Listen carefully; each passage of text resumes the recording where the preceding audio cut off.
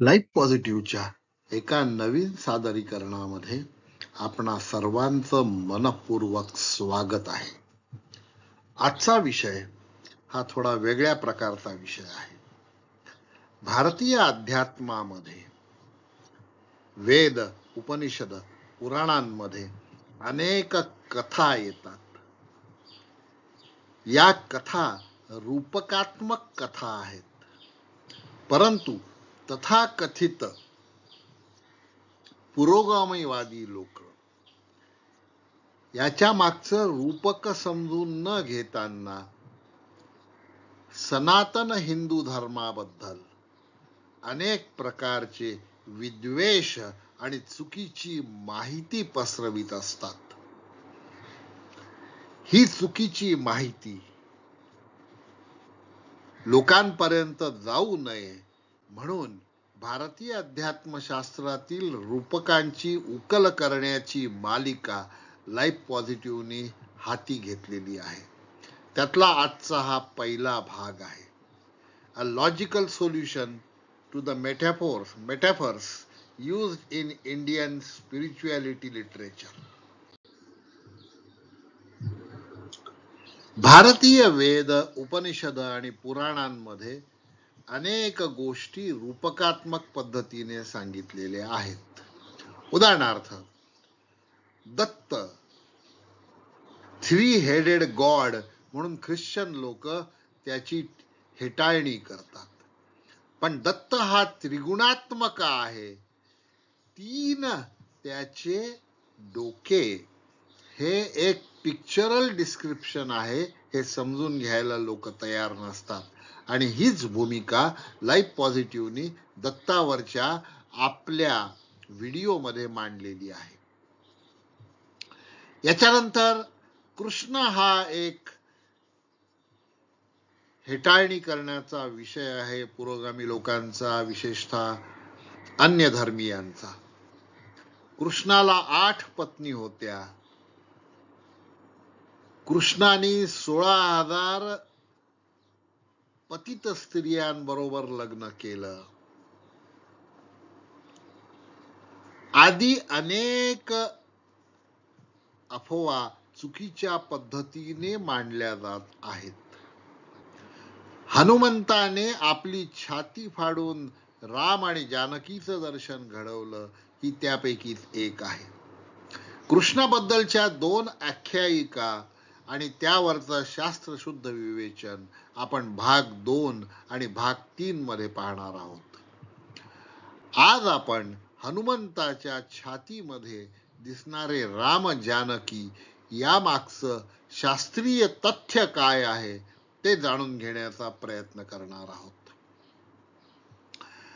जे लोक अभ्यास करत नाहीत, चिंतन करत नाही, तर्कसंगत विचार करत नाही, ज्यांची कुठलीही तपश्चर्या नाही, असे अन्य धर्माच्या अर्धवट अभ्यासाने पिलिया झालेले लोक स्वतःला आधुनिक वैज्ञानिक म्हणवतात आणि ते सनातन हिंदू धर्माची थट्टा करतात, टिंगल करतात. आध्यात्मिक वैज्ञानिक तत्वाबद्दल गैरसमज पसरवितात.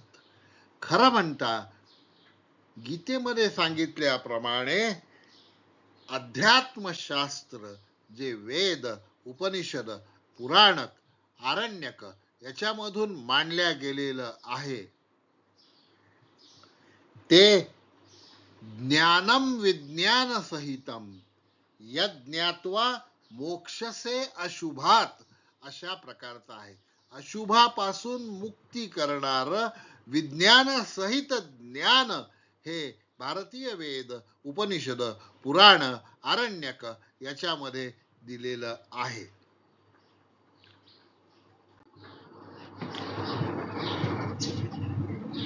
म्हणून आजचा विषय आहे की हनुमंताने आपले छाती फाडून राम जानकीचं दर्शन घडवलं याच्या मागचा शास्त्रीय अर्थ काय आहे, रूपकात्मक अर्थ काय आहे.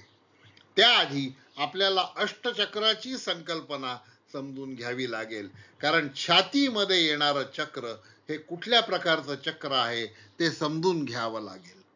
म्हणून अथर्ववेदातील हा श्लोक आपल्या समोर सादर करतो आहे.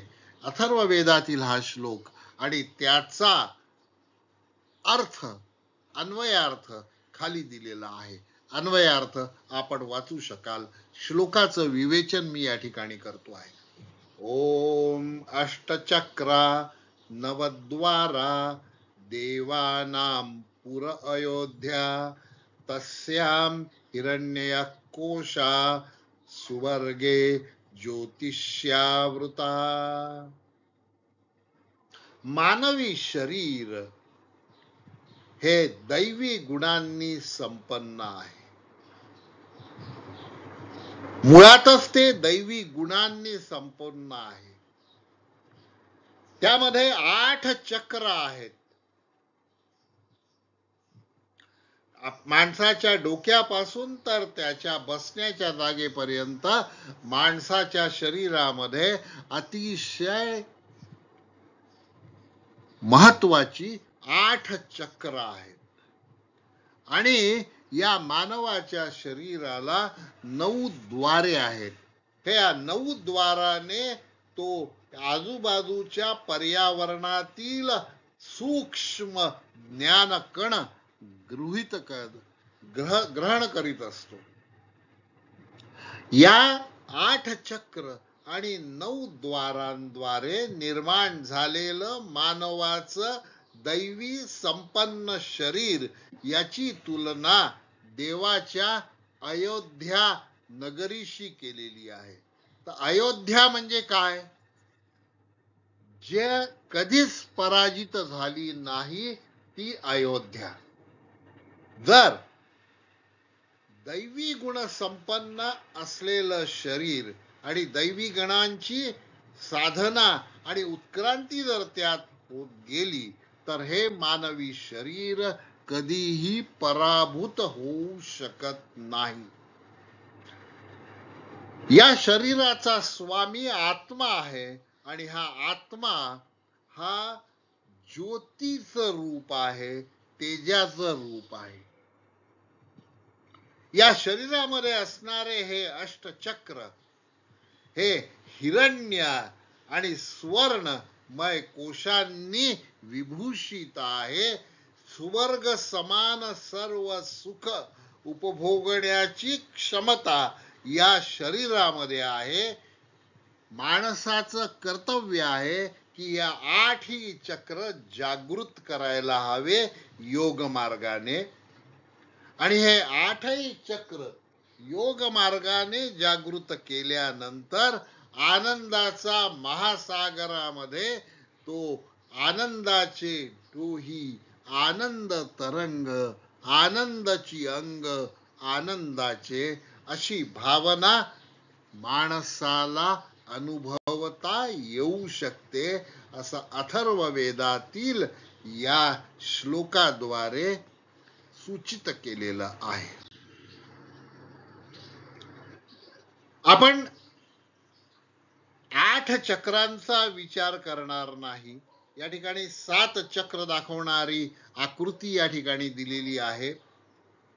आपण फक्त एकाच चक्राचा विचार करणार आहोत. हनुमंताने आपली छाती फाडून राम आणि जानकी दर्शन सगळ्या जगाला घडविलं आणि तशा 2 प्रतिमा या ठिकाणी जोडलेल्या आहेत. आता छातीमध्ये जे चक्र असतं ते अनाहत चक्र असतं.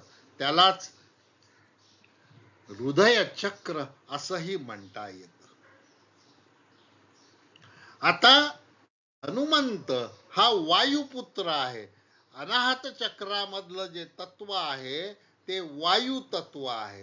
हे लक्षात घ्या, समजून घ्या त्याच्या मागचं विज्ञान.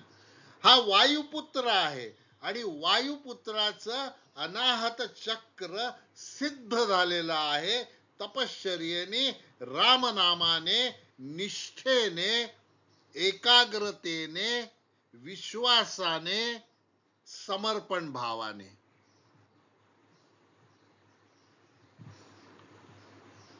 हनुमंत हा शंकराचा अवतार आहे, रुद्रावतार आहे. आणि हनुमंताच्या शेपटीमध्ये देवी पार्वती राहते आहे, देवी काली राहते आहे. हे आधी हनुमंतावरच्या व्हिडिओमध्ये मी वारंवार सांगितलेलं आहे. हनुमंत आपल्या छातीमध्ये राम जानकी दाखवू शकतो, याचा अर्थ त्याचं अनाहत चक्र, हृदय चक्र हे जागृत झालेलं आहे. अनाहत चक्राचं स्थान आहे ते छाती किंवा हृदय. अनाहत चक्र, प्रत्येक चक्राला रंग असतो, प्रत्येक चक्राला स्थान आहे आणि प्रत्येक चक्राला रंग आहे. अनाहत चक्राचा रंग हा हिरवा असतो. अनाहत चक्राची संवेदना ही स्पर्शाने असते. आपण आपल्या हृदयावर हात ठेवला तर आपल्याला आपल्या हृदयाचे ठोके ऐकू येतात. हनुमंताने आपली छाती, आपलं हृदय उकलून दाखवलं आणि त्यामध्ये त्याला असं सांगायचं आहे की राम आणि जानकी माझ्यामध्ये निवास करतात आहे, एवढा मी त्यांच्याशी एकरूप झालो आहे. आता अनाहत चक्र जेव्हा जागृत होतं तेव्हा कोणकोणत्या भावना जागृत होतात हे समजून घेणं अत्यंत आवश्यक आहे. अनाहत चक्र जागृत झाल्यानंतर प्रेम भावना, उत्कट प्रेम, रामासाठी अवतार घेतलेला अंशावतार बजरंगबली हनुमंत, पवनसुत, त्याच्या मनामध्ये अपार प्रेम आहे रामाबद्दल. तो रामाचा दास आहे, तो रामाचा सेवक आहे, सदा राम नाम घेत राहणारा आहे आणि म्हणून त्याच्या हृदयामध्ये राम आणि जानकी आहे. हनुमंताच्या हृदयामध्ये करुणा आहे, कारुण्य भाव आहे. तो भक्ताच्या हाकेला ओ देतो, लवकर देतो आणि म्हणून कलियुगामध्ये हनुमंताची उपासना ही सांगितलेली आहे. कौन सा काज मोर गरीब को जो तुमसो नहीं जात है टारो. करुणा आहे ती त्याच्या हृदयामध्ये आहे. त्याच्या हृदयामधली जी ऊर्जा आहे ती रामनामाची ऊर्जा आहे. आपण असं म्हणतो, राम लक्ष्मण जानकी जय बोलो हनुमान की. त्याची ऊर्जाच ती आहे. म्हणून त्याच्या हृदयामध्ये राम जानकी दिसतात आहे. याचं कारण त्याचं परत सांगतो, अनाहत चक्र जागृत झालेलं आहे. त्याच्या मनामध्ये वानरांबद्दल आणि सात्विक नरांबद्दल आणि श्रीरामाबद्दल प्रचंड आत्मीयता आहे.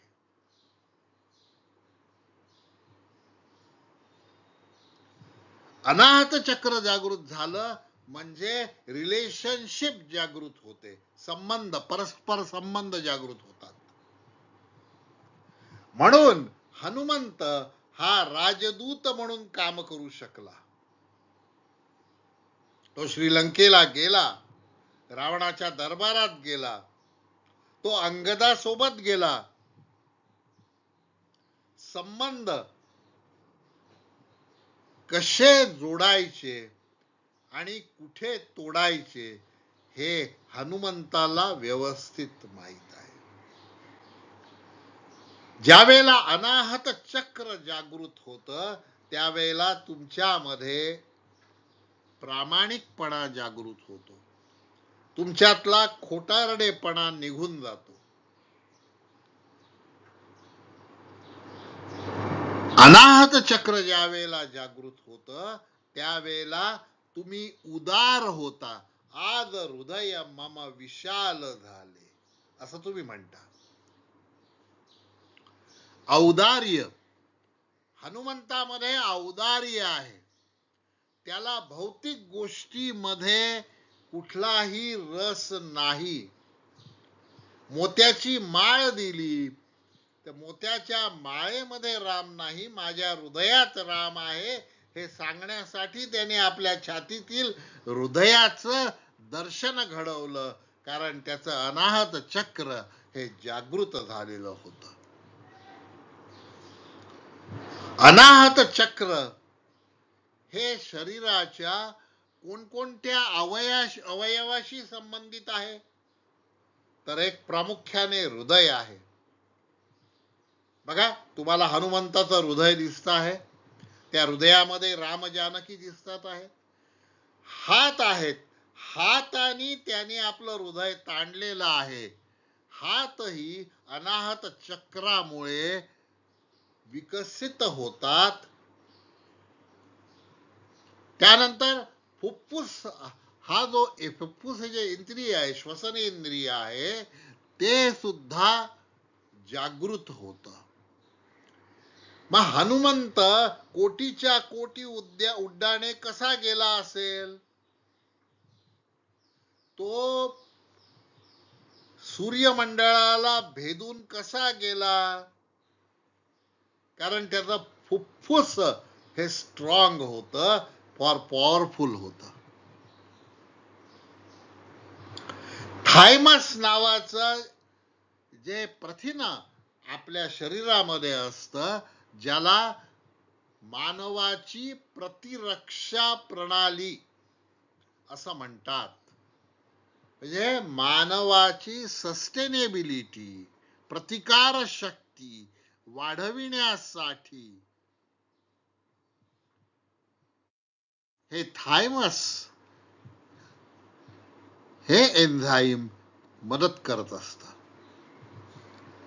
हनुमंताची प्रतिरक्षा प्रणाली ही अत्यंत विकसित आहे. म्हणून त्याला बल मागायचं असतं, बुद्धी मागायची असते, विद्या मागायची असते आणि सर्व क्लेशांचं निवारण करायचं म्हणून त्याची प्रार्थना करायची असते. माझे सगळे क्लेश दूर कर, बलबुद्धी विद्या देहू मोहे, हरेऊ कलेस विकार, सर्व विकार.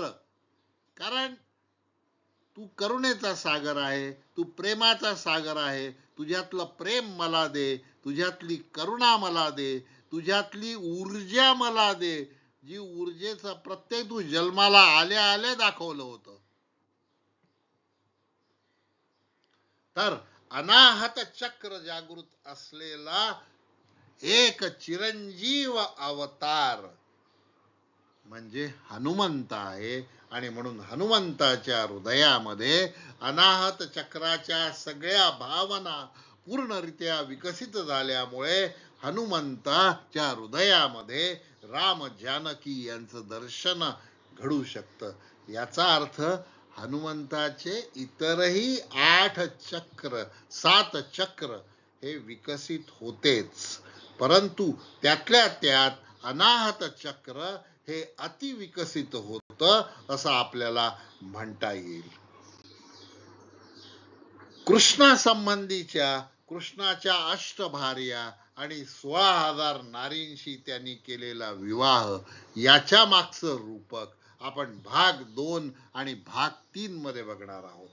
हा भाग की अध्यात्मशास्त्रातील रूपक, भारतीय अध्यात्मशास्त्रातील रूपक भाग 1 हा भाग आपल्याला कसा वाटला ते कॉमेंट मध्ये नक्की कळवा. चॅनलला सबस्क्राईब करा. आपला कृपा आशीर्वाद या चॅनलवर असाच असू द्या. धन्यवाद.